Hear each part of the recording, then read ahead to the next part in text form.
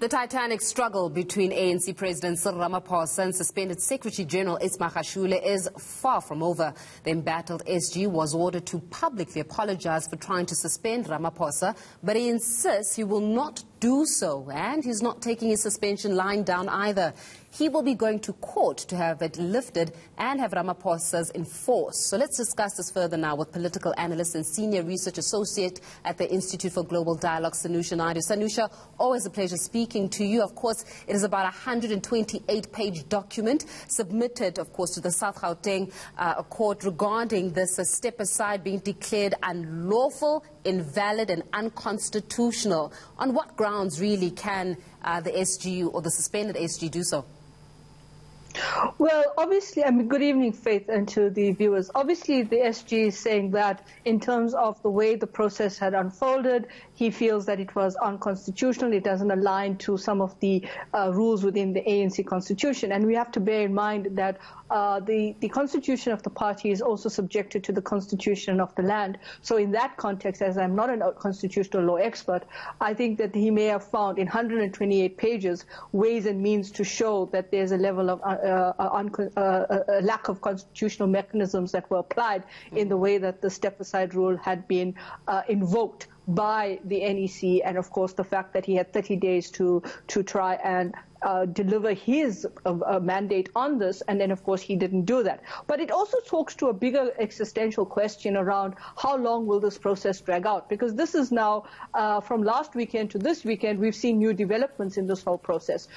It's also about the fact that the SG is going to basically saying to the NEC, well, I'll take you to court, I'll drag this process out, and as long as I drag it out, you will actually be hamstrung by the fact that the branches are going to continuously try, and the fluidity of the branches are going to continuously lock horns with each other. Whether he has the traction outside of the party, etc., that's something else that we need to look at very carefully. But it also boils down to two issues. Does the party expel him for not, does the NEC then say we expel him for not abiding by the rules of apologizing within the period that he was asked to do so? And if they expel him, do they leave him on the outside, and so they can't monitor him on the outside, and he himself actually realizes that he wants to be on the inside? So it's a really, really stalemated issue. But at the end of the day, it's about brand, it's about reputation, it's about trust, and all of this goes against the party in the upcoming local government elections. Well, let's stay with that theme then of the local government elections, because it's also understood, Sanusha, that the push for the court bid to be heard on an urgent basis ahead of the local government elections suggests that there is a bigger game at play here. Is this a look into a potential leadership coup? I wouldn't go so far as saying that this is a leadership coup. I think the point is that, for me, the bigger challenge is who captures the party and who actually gets the other group out and actually retains their potential control of the party. And I think that is why he's pushing for an expedited hearing of his court case, because he doesn't want to lose any more time. Remember that he also has to face the criminal charges brought against him, and that comes up in August. So he's cutting it very close. And the ANC, I think, in the way that they put this whole thing together, particularly the top six, well, the top five, and depending what happens then, they actually thought about this in the sense that they muted him in a way that they said you can't go out and do any kind of lobbying, any kind of mass gathering or in the name of the party. So at the end of the day, I think the suspended SG, and we're still not clear in terms of suspended but still a member and what does this mean, etc.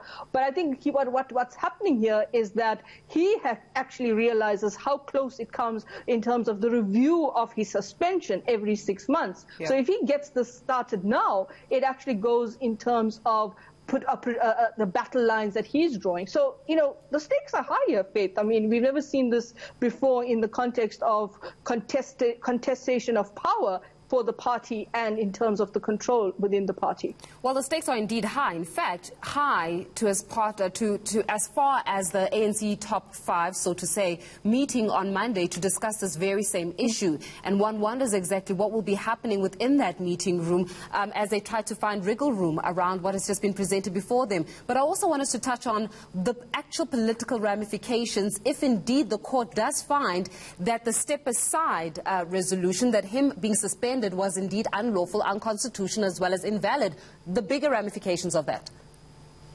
Well, the bigger ramifications, if indeed they do say that it was unconstitutional, is one, I think the courts may not want to get involved in such a messy affair, but on the basis of their mandate, their legal instruments, and etc. in hearing the case, depending where they look at this and how they interpret the law in this context, the ramifications for the party is going to be immense. It will vindicate Mr. Ace Magashule and his support base and those branches that over the past weekend have called for a disciplinary kind of approach to the president himself. But it will also create a deeper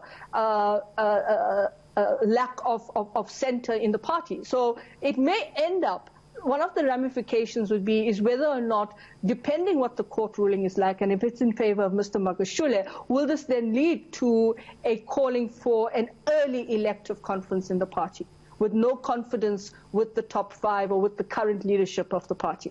Sanusha Naidu, we'll leave it there for today. Thank you so much for joining us, political analyst and senior research associate at the Institute for Global Dialogue.